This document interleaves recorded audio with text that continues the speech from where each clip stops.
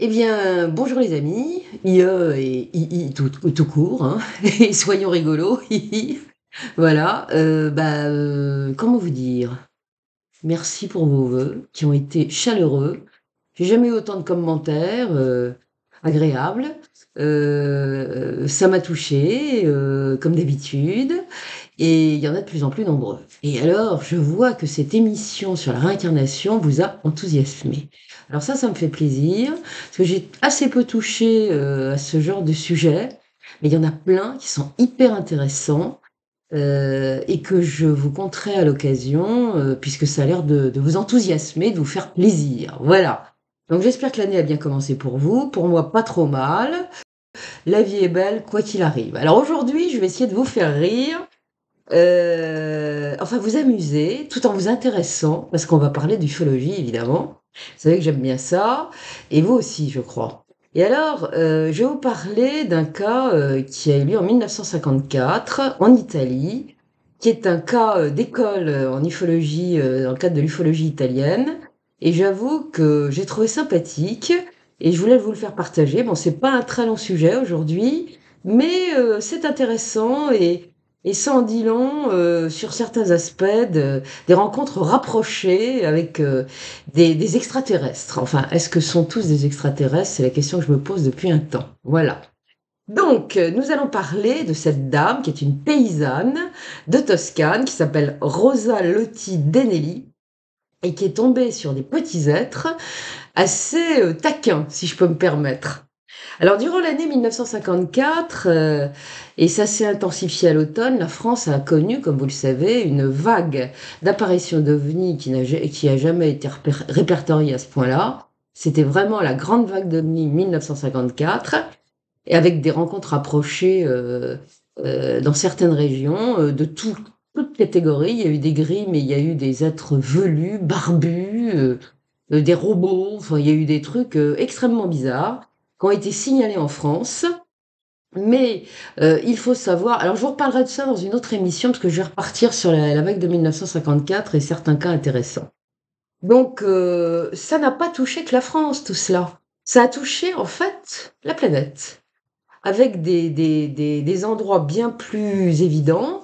L'Europe, ça c'est clair. La France a peut-être été le pays qui a été le plus touché, mais il y a également l'Italie, la Belgique et d'autres pays, l'Angleterre aussi. Et puis il y a eu les États-Unis. La côte est des États-Unis a été particulièrement affectée. Il y a eu la côte est également d'Amérique du Sud, le Brésil, n'en parlons pas. Bon, ça s'est passé un petit peu partout, mais ça a été quand même assez dense, hein. Et puis évidemment, bah, il y a eu l'Italie. Et ça s'est passé surtout à l'automne en Italie. Et c'était quand même assez particulier. Le 28 octobre 1954, il faut savoir que des ovnis ont été observés au-dessus de la ville de Rome, dont 3 qui ont survolé le Vatican. Et d'ailleurs, un article du Washington Post a rapporté les propos de Madame Claire Booth Luce, qui était à cette occasion en poste, c'était l'ambassadeur des États-Unis, hein, en Italie. Et cette dame a déclaré avoir vu d'abord un premier ovni, suivi de 2 autres, alors qu'elle circulait à bord d'un taxi. Elle dirait du premier engin qu'il ressemblait à une lune qui fonçait à une vitesse vertigineuse dans le ciel et que sa taille apparente était celle, enfin, avait un diamètre d'un 2000 $ américain. Voilà, donc c'était, alors vous avez vu cette photo, c'est assez étonnant. Et le cas que je vais vous rapporter, eh bien, se situe à peu près à la même période, donc il concerne cette paysanne qui s'appelle Rosa Lotti Denelli, qui va faire cette rencontre approchée assez surprenante 3 jours plus tard, après que l'ambassadrice des États-Unis ait vu quelque chose. 3 jours plus tard, soit le 1er novembre 1954. Cette paysanne d'une quarantaine d'années, qui est mariée, qui a 4 enfants, vit dans la magnifique campagne de la Toscane, à quelques dizaines de kilomètres au sud de la ville de Florence. Alors vous connaissez cette région peut-être, de Toscane, ce sont des collines verdoyantes, assez sauvages à l'époque, il n'y a pas beaucoup d'habitations dans cette région, peu de routes, surtout dans l'endroit où vit cette femme. Rosa Lotti, elle vit sur le territoire de la commune de Buccine, non loin d'un gros village qui s'appelle Sénina. C'est un village où il y a encore une forteresse médiévale du XIIe siècle qui est en ruine. C'est un village perché, comme on dit, il y en a beaucoup dans cette région-là. Et bon, peu de routes à cette époque. La ferme de Rosa est extrêmement isolée. Et en ce matin du jour de la Toussaint, du 1er novembre 1954, puisque c'est le jour de la Toussaint, cette brave femme peu instruite et issue d'une famille modeste a décidé de se rendre à la messe de 8 heures, qui est célébrée à l'église Saint-Pierre de Sénina, et puis ensuite d'aller se recueillir au cimetière sur la tombe des siens. Et elle est partie de bon matin, donc très tôt, hein, il est 6h30 du matin à peu près, avec un bouquet d'œillets qu'elle destine à la Madone Pellegrine, qui, dont la statue se trouve dans l'église, et qui, bon, elle a une certaine dévotion à la Madone, donc elle veut lui déposer un bouquet de fleurs, et ce sont des œillets. Et puis, comme il fait doux ce jour-là, ça peut arriver, il peut y avoir une arrière-saison agréable, bah, elle a mis sa robe toute neuve, et puis, elle doit traverser tout un circuit assez long, escarpé, une sorte de petit maquis. Elle va passer sur une colline, descendre de l'autre côté pour aller sur Sénina. Et bah, c'est un petit maquis avec de la pierraille, des petits arbustes, des petits arbres. Et elle décide de marcher pieds nus jusqu'au village de Sénina. Pourquoi? Parce qu'il a plu les jours précédents, les chemins sont boueux.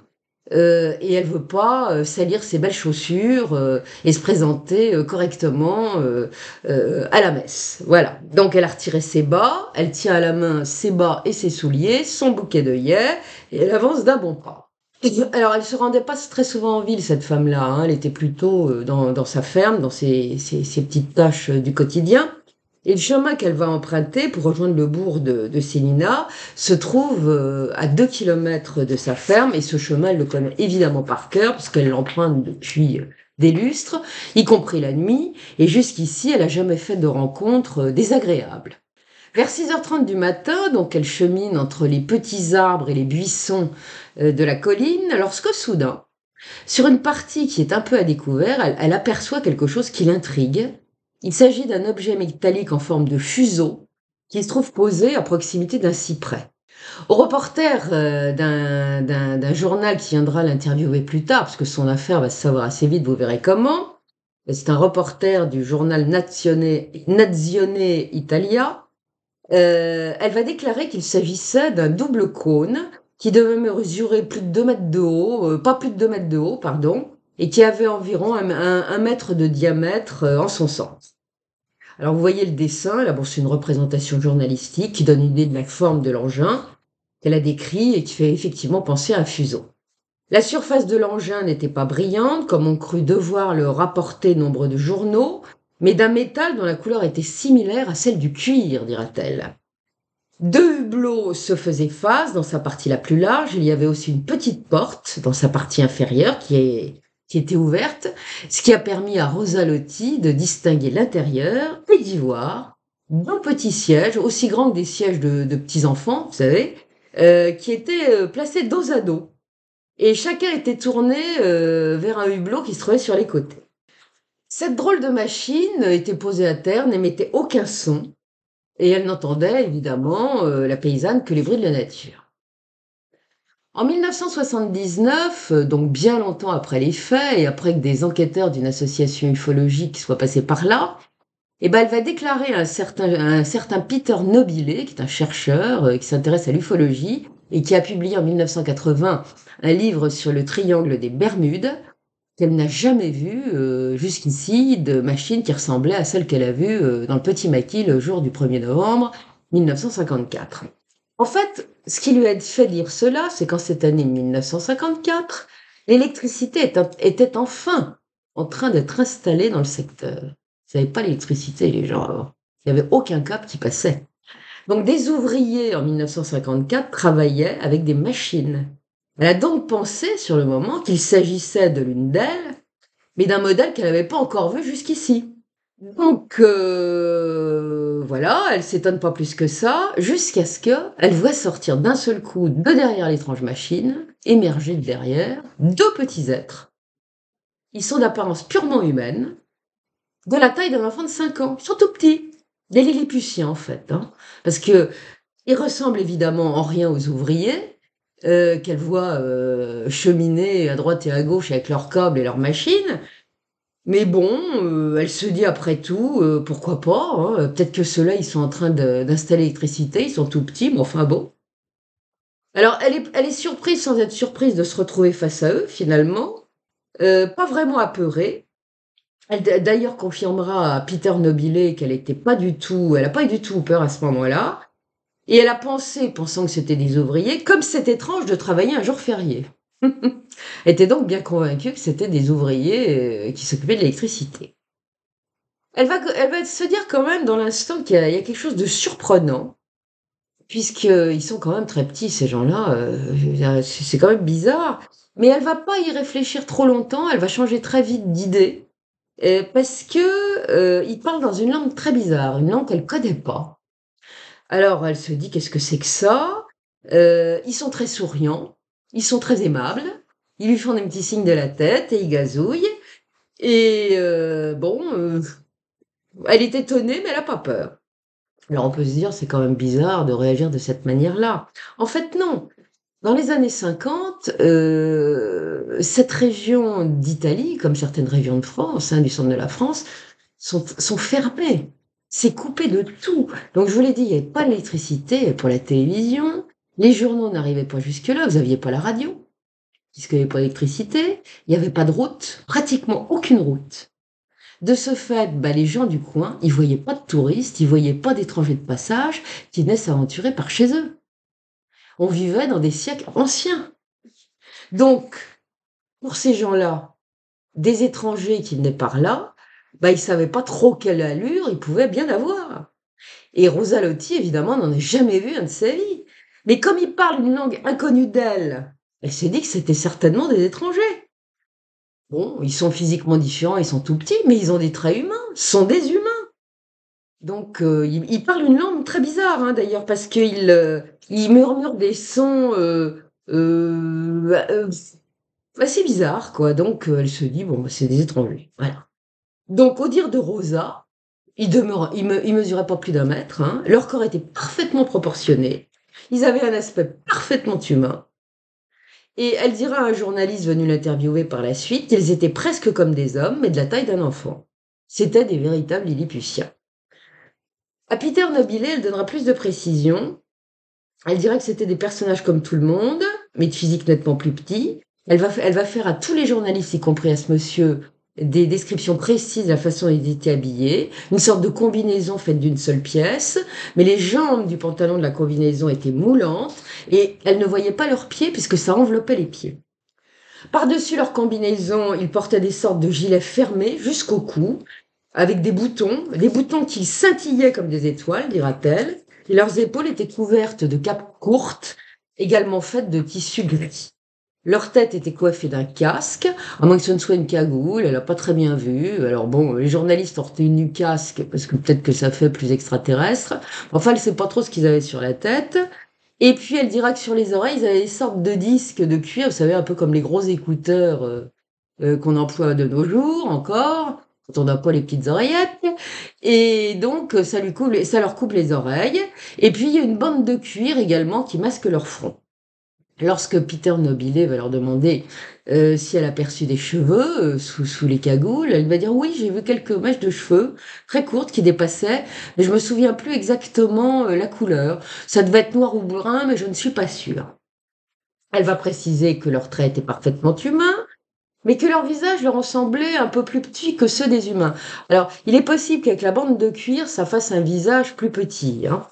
Elle va souligner qu'ils avaient la police, ils avaient des visages lisses, qu'ils étaient rasés de frais. Elle les a trouvés mignons, même s'ils avaient l'air un peu vieux quand même, hein. Bon, ils étaient vifs, semblaient amicaux, ils ont toujours été très souriants avec elle. Elle les a entendus prononcer des sons, ils baragouinaient beaucoup entre eux. Alors, elle a pensé qu'ils communiquaient entre eux et qu'ils essayaient de lui dire quelque chose. Alors, ce qu'elle entendait, c'était des sons comme liu, les, loi. Bon. Alors elle s'est dit: «Ça, c'est du chinois».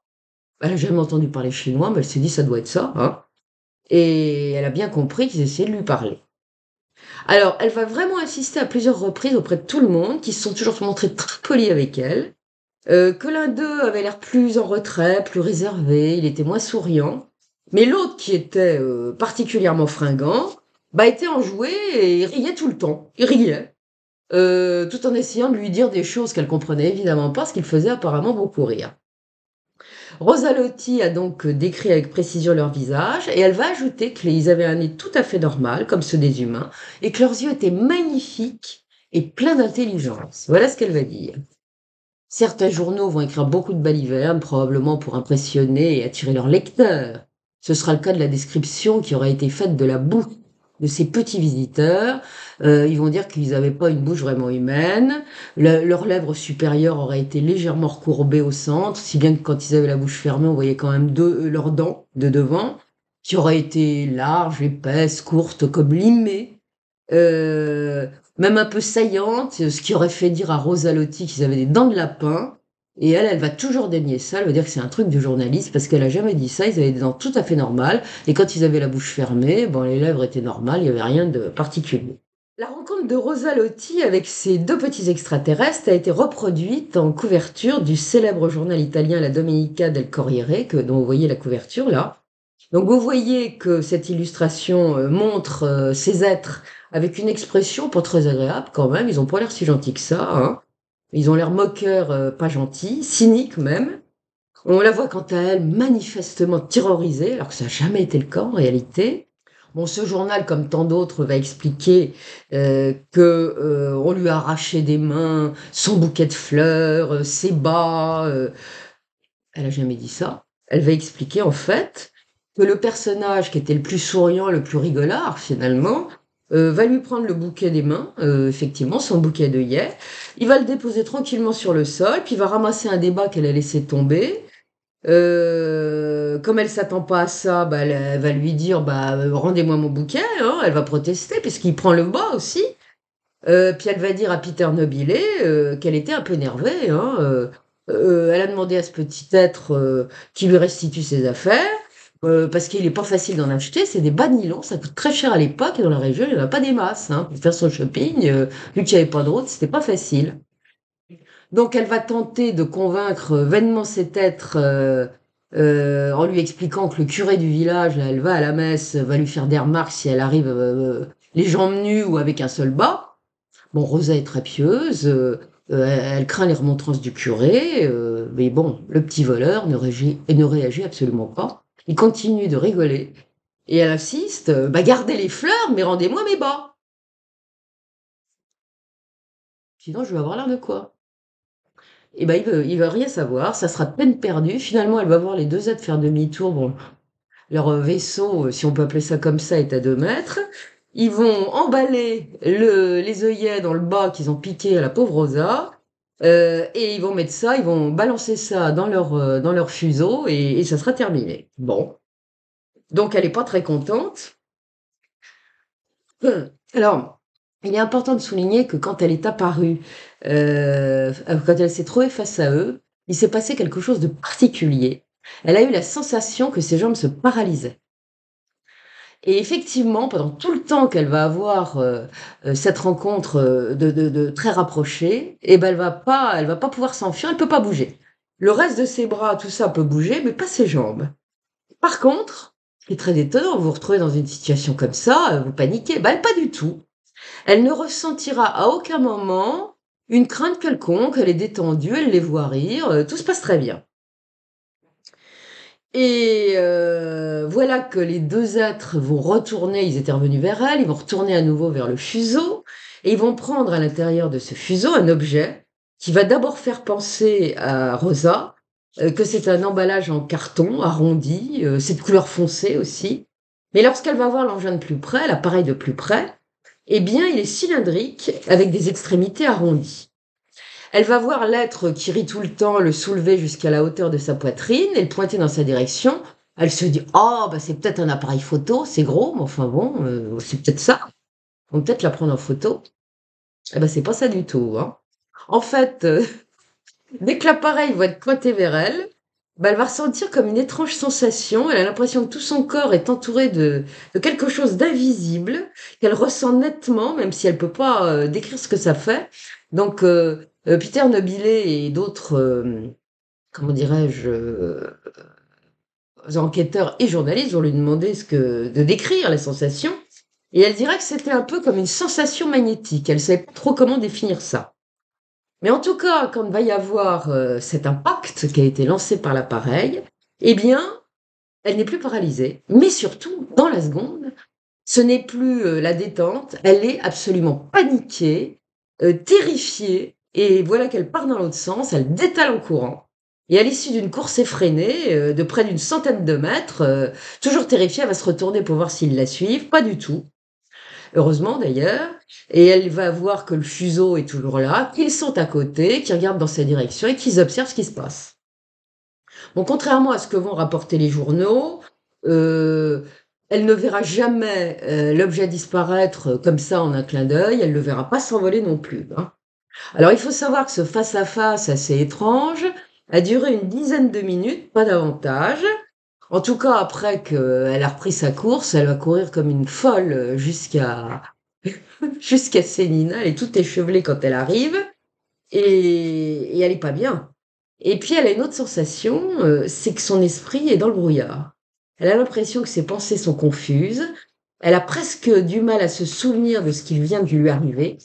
Et si elle s'était pas retrouvée les pieds nus, avec un bas manquant et dépouillée de son bouquet de fleurs, bah, elle dira que c'est comme si, elle aurait pu penser qu'elle avait rêvé en fait, que c'était pas arrivé tout ça. Donc la première personne qu'elle va croiser à Sénina, c'est un certain Beppe Gostinelli, qu'on surnomme familièrement Di Giaco, et elle va échanger 2 mots avec lui. Il lui dit qu'il revient de la chasse, qu'il a été chassé dans le coin. Bah, très curieusement, au lieu de lui raconter son histoire, bah, elle le fera pas, alors qu'il était certainement dans les parages où la chose est arrivée. Non, non, et elle dira après: «Je n'y ai même pas pensé», comme s'il y avait blocage. C'est bien connu. Ensuite, elle va se rendre à l'église, comme elle avait prévu de le faire, et là, elle va être interpellée par une dame, qu'elle connaît, une amie presque, et qui s'appelle Annie Valenti. Et l'autre, qui la voit toute pâle et toute tremblante, lui demande ce qu'elle a. Bah, elle a les larmes aux yeux, la pauvre Rosa, puis elle lui raconte toute son histoire abracadabrante. Sa copine, la regarde un peu sidérée, mais bon, voilà. Le curé de la paroisse s'approche, il s'appelle Don Guido Bellardi. Il écoute attentivement son récit. Il est assez surpris, mais il connaît bien sa paroissienne, et il sait parfaitement que c'est pas une femme qui délire, elle est stable, elle est fiable, elle raconte pas des histoires pour se faire mousser, c'est pas du genre à mentir, donc il est réellement arrivé quelque chose. Il est convaincu qu'elle dit la vérité, et d'ailleurs il voit bien qu'elle est dans tous ses états, et c'est une femme qui ne tremble pas comme ça, il a fallu qu'elle ait réellement peur pour que ça se passe. Donc tout ce monde qui se trouve à l'église, qui a écouté le récit de Rosa Lotti, lui dit: «Bah, écoute, va voir les Carabinieri, et perds pas de temps, parce que c'est quelque chose qui de très bizarre». Donc elle va aller au poste et sous le coup de l'émotion, confuse évidemment, honteuse aussi un petit peu parce que bon, c'est pas très agréable de raconter des histoires comme ça, surtout à cette époque, hein. Et elle va être, interrogée par le brigadier Rocco Benfenti, qui est accompagné d'un caporal qui s'appelle Nello Focardi. Comme le cas est très étrange et que Rosalotti a une très bonne réputation, elle a la réputation d'être une personne sérieuse avec la tête sur les épaules, bah, ils vont décider d'aller plus loin. Si bien que quelques jours plus tard, Rosalotti sera interrogée par des officiers supérieurs, en l'occurrence le capitaine Massaro et l'inspecteur en chef des carabiniers de la région de Boussine, qui s'appelle Elio Lolli. Entre-temps, l'affaire s'est ébruitée, évidemment. Nombre de villageois vont alors se précipiter sur les lieux où la rencontre a eu lieu. Ils vont constater qu'il y a bel et bien un trou dans la terre, là où la pointe du fuseau reposait. C'est exactement à l'endroit qui a été décrit par Rosalotti. Donc, il s'est passé quelque chose. Les carabinieri vont faire leur petite enquête, sauf que, bah, quand ils vont arriver, ils vont voir la cavité, ils vont voir le trou, comme tout le monde, assez large, profond, diront-ils. Hélas, comme les courriers sont passés, ils voudraient bien faire des empreintes pour voir s'il y a des empreintes de petits pieds. Bah, ils peuvent pas parce que tout a été piétiné par les gens, évidemment. Donc voilà. Donc ça ira pas plus loin. Et alors, il va y avoir Zulimo Bottarelli, qui est un inspecteur en chef des carabiniers d'Ambra, qui a pour l'habitude de chasser dans le secteur où la rencontre s'est produite. Lui aussi va venir examiner les lieux. et ça l'intéresse beaucoup. Donc va y avoir une enquête, très, très importante de la part des carabinieri et on va savoir comme ça qu'un certain nombre de personnes ont aperçu ce jour-là quelque chose qui n'avait rien à voir avec un avion, qui volait au-dessus de la zone où se trouvait Rosa Lotti à l'heure où elle a indiqué que la rencontre s'était produite. La presse a eu évidemment rapidement vent de tout cela. C'est ainsi que la pauvre Rosa Lotti va être assaillie par les journalistes qui vont se présenter à la ferme. Tous veulent savoir ce qui est arrivé. Les articles vont se multiplier et la police poursuit ses investigations. Et là, elle va découvrir d'autres choses. Elle va découvrir ainsi qu'un certain Romualdo Berti, un jeune tailleur de pierre de 25 ans, a aperçu ce jour-là à 6h30 du matin, depuis sa maison qui était située pas très loin, à Gavignano, et ça se trouve sur le versant opposé de la colline où se trouvait Rosa Lotti au moment où elle a eu sa rencontre. Ben, cet homme-là, il a vu une fusée lumineuse qui ressemblait à un cigare, qui émettait des flammes par l'arrière. Donc là, ça volait. Il va souligner que l'engin a décollé à la verticale depuis les bois de Cédina, qu'ensuite ça s'est dirigé vers Badia, Badia à Ruoti, ça a soudain basculé à l'horizontale, c'était droit quand ça a démarré, et ça a basculé, la couleur était alors bleuâtre, et il n'a entendu aucun son particulier. Un homme qui a souhaité garder l'anonymat, qui chassait à ce moment même dans cette zone boisée de Sénina, va déclarer avoir vu un étrange objet lumineux posé dans la partie du bois où Rosa Lotti a dit qu'elle avait vu le fuseau. Andrea Livi, qui est un pépiniériste qui circulait à la même heure dans sa camionnette près de Bussine, dira avoir aperçu dans le ciel une grande chose rougeâtre qui se déplaçait de la direction de Florence en se dirigeant vers Sienne. Ce témoin a estimé la longueur de la chose qui volait horizontalement à ce moment-là, comme un cigare, hein, environ 2 mètres. Il a souligné que derrière elle, on pouvait voir une traînée rouge, il y avait un sillage rouge. Il va y avoir 2 écoliers également de l'école primaire d'Ambra, qui sont âgés de 6 et 9 ans à l'époque, diront avoir vu voler quelque chose de bizarre dans le ciel à cette heure-là. Ampelino Torzini, qui est le plus jeune des 2 enfants, il avait 6 ans. Il va relater plus tard son observation dans son cahier de classe. Il va l'écrire, il va raconter ça à l'école et ça va être écrit dans l'album de la classe et dans son cahier de classe. Il va dire qu'il nourrissait alors les cochons avec son frère aîné, non loin du lieu de la rencontre. Et c'est là qu'il a pu voir la dame, parce qu'il devait être dans le coin, hein, une dame qui discutait avec des êtres tout petits, petits, petits. Et il a dit qu'à côté d'eux se trouvait quelque chose de dressé qu'il a pris sur le moment pour un animal, un grand animal géant. Il était un peu plus haut que Rosa Lotti. Alors, c'était le fuseau, évidemment, qu'il a vu de loin, parce qu'il n'était pas tout près, mais ça lui a fichu une trouille terrible. Et puis son frère aîné, qui a vu la scène aussi, et a couru chercher leur papa, parce que voilà, quoi. Alors la suite, on la connaît pas, hein. Alors dans la soirée, il va y avoir d'autres observations qui vont être faites. À 23h45, un engin qui ressemble en tout point à celui décrit par les visiteurs sera observé dans la région de Senina par 9 personnes, ceci depuis 3 lieux différents. Ils volent à l'horizontale la plupart du temps. 2 agriculteurs qui vivent près de Mertacale et Valdarno vont être réveillés en sursaut par des hurlements. Ils se disent: «Qu'est-ce que c'est?» En fait, qui crie, c'est un motard qui vit à Bussine, qui circulait aux abords de leur ferme et d'un seul coup, en voyant un objet, qui se rapprochait et qui volait, il s'est mis à pousser des hurlements, parce qu'il a eu très peur. Bon, cet objet était allongé, mais de forme ovale. Un peu comme vous voyez sur la photo, c'est pas la photo de l'objet, hein, mais c'est une photo qui représente à peu près ça. Donc les agriculteurs, quand ils vont ouvrir leur volet, et ben, ils vont déclarer aux enquêteurs, et qu'ils vont voir ce truc-là. Ils vont déclarer aux enquêteurs un petit peu plus tard ce qu'ils ont vu. Ils ont dit que ça mesurait pas plus d'1,70 m, 1,80 m de long, que c'était entouré d'une lueur rougeâtre, puissante, aveuglante. Ils ont repéré également 2 petites lumières sur les flancs de l'objet. Ça se déplaçait à basse altitude et ça va disparaître assez vite derrière une petite colline. Bon, le motard, lui, va déclarer de son côté qu'il avait observé l'engin depuis un certain moment, que ça volait à très, très basse altitude et il va penser que ça allait atterrir d'ailleurs, qu'il y avait effectivement une puissante lumière qui provenait d'un phare qui était placé en son centre et que ça avait l'éclat et une couleur semblable à celle d'une flamme émise par un fer à souder. Donc cette puissante et aveuglante lumière d'un banc bleuté éclairait tout le paysage. L'engin était petit, mais ça éclairait tout, et on pouvait y voir comme en plein jour, dira-t-il. En tout cas, ça l'a tellement effrayé qu'il va se mettre à pousser des hurlements qui vont réveiller les agriculteurs. Et quand il va descendre de sa moto dans tous ses états, il va déchirer son pantalon. C'est vous dire la frayeur du bonhomme. Bon, les trois témoins vont s'accorder à dire que pendant tout le temps de l'observation, ils n'ont entendu aucun son qui provenait de l'objet.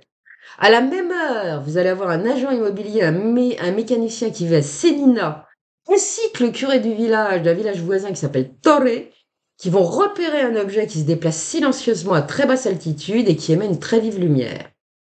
À 3 ou 4 kilomètres de là, vers minuit, vous allez avoir trois jeunes gens qui sortent peut-être d'une boîte de nuit ou je sais pas, un club récréatif, dit-on, à cette époque-là, qui est à Santa Lucia, près de Pietraviva, c'est pas très loin de là, qui vont voir un globe de lumière de couleur bleu ciel qui va stopper soudain sa course, ça se déplace, ça s'arrête et ça se met à descendre tout doucement.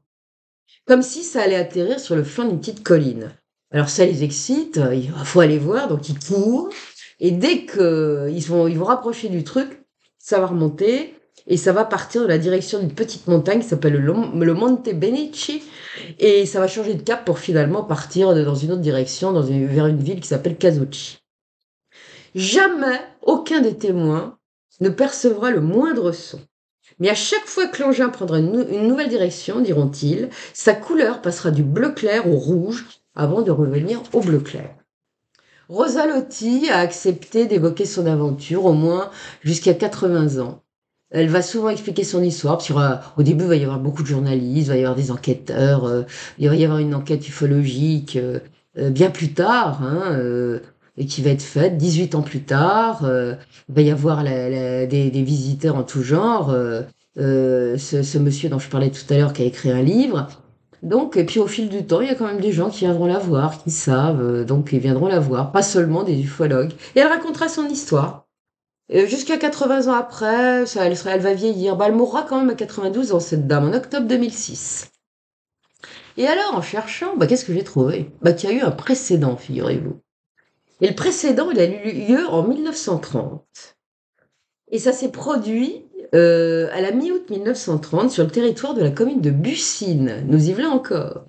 Pas très loin de l'endroit où vivait Rosa Lotti et du lieu où elle a fait sa rencontre rapprochée. Cette ancienne rencontre a été relatée par un témoin qui s'appelle Eduardo Lavacci, qui s'est manifesté en 1983 auprès du CRUV, qui est une association ufologique régionale. Durant l'été 1930, ce monsieur, qui était alors un homme âgé de 21 ans, il faisait partie d'une équipe d'arpenteurs qui procédait pour le compte du bureau du cadastre d'Arezzo, qui est une ville voisine, à des relevés tachéométriques au fin de modifier le cadastre ou de l'établir, de le mettre à jour, hein, pour la commune de Buccine. Bah, il va entendre, ce jeune homme, une curieuse histoire qui circule au sujet d'une paysanne qui serait fait voler ses bas par des martiens. Eh ben voilà. Évidemment, tout le monde se gausse, ça fait rire tout le monde, des martiens. En plus, ils lui ont piqué ses bas. Bon, enfin bref. Bah, il se trouve qu'au début du mois de septembre 1930, bah, il travaille dans le coin, évidemment, il fait ses arpentages, hein, il a fait ça pendant 2 mois. Et ben, il va approcher de l'endroit où vit cette dame, et il va la voir. Bon, elle a une quarantaine d'années, elle aussi, et il veut entendre de sa bouche cette intrigante histoire dont tout le monde parle. Bon, il va tomber sur une petite bonne femme, toute petite, comme les Lilliputiens, complètement analphabète et très très énervée parce que personne lui croit à ce qui lui est arrivé. Et en plus, on se fiche d'elle, donc ça, elle supporte absolument pas. Donc pour une fois qu'elle a une oreille attentive qui se fout pas d'elle, bah, elle va raconter sa petite histoire. Alors elle va lui expliquer à ce jeune homme que de bon matin, elle venait de mettre à sécher sur un fil de fer tendu dans une clairière proche de la berge 2 paires de bas de laine tricotées à la main. Ils étaient noirs, ceux-là aussi, qu'elle venait de laver dans le torrent voisin, qui est la petite rivière d'Ambra, lorsqu'un puissant sifflement s'est fait entendre, accompagné d'une forte rafale de vent. Et à une vingtaine de mètres d'elle, elle va apercevoir un drôle d'engin posé sur le sol. Ça a la forme d'une toupie, et elle dira que c'était plus large que haut et que ça devait avoir un diamètre d'à peu près 5 à 6 mètres. se demandant ce que ça peut bien être, elle va s'en approcher et elle va être arrêtée soudain dans son élan. Qu'est-ce qui se passe? Une trappe s'ouvre sous la base, sous la partie inférieure et là, une échelle se déploie, une petite échelle et qu'est-ce qu'elle voit sortir de la toupie? 2 petits êtres, qui ne sont pas plus hauts qu'1 mètre, hein. Ils vont se diriger vers elle, ils émettent des sons étranges, manifestement ils discutent entre eux, tétanisée de peur, elle ne va pas bouger. Ils vont tourner autour d'elle à plusieurs reprises, l'effleurant un peu, ils gazouillent, ça fait comme une sorte de gazouillement. Et puis le plus tranquillement du monde, ils vont aller décrocher sur le fil de fer la paire de bas en laine, enfin les 2 paires de bas en laine qui sont en train de sécher au soleil. Et ils vont les mettre dans leur petite toupie et paf! Ils vont rentrer dans leur engin, ils vont refermer la porte et la chose va décoller dans un souffle de vent en émettant à nouveau un puissant, sifflement. C'est quand même bizarre. Alors on n'aura pas trop de détails, sur ce truc-là. Alors il y a certains ufologues qui vont dire: «Oui, oui, le mec il s'est laissé impressionner, il a raconté notre histoire». Pas du tout. C'est assez mitigé, parce qu'il y a des ufologues qui pensent qu'il a eu raison, parce qu'il y avait eu un autre témoin qui devait être entendu aussi, parce que comme on avait commencé à embêter le témoin indirect, qui était ce jeune homme à l'époque, en lui disant: «Bon ouais, vous avez peut-être confondu avec Rosalotti». Non. Donc il a dit: «Mais moi j'ai quelqu'un d'autre à vous qui a vu et qui a entendu cette histoire-là aussi». Alors lui, c'est que le monsieur est mort entre-temps, sinon il y aurait eu 2 témoins. Enfin, c'est une histoire qui tient. Alors ce qu'on ne sait pas là-dedans, c'est que la dame, il a peut-être pas pensé à la dame, de lui décrire comment ils étaient. Mais je pense que si ça avait été des gris, par exemple, eh bien cette dame aurait dit: «Ils étaient affreux, c'était des monstres» et tout ça. Donc ceux-là, à nouveau, devait certainement avoir une apparence humaine. Sinon, elle en aurait été choquée, elle l'aurait dit, ça c'est certain.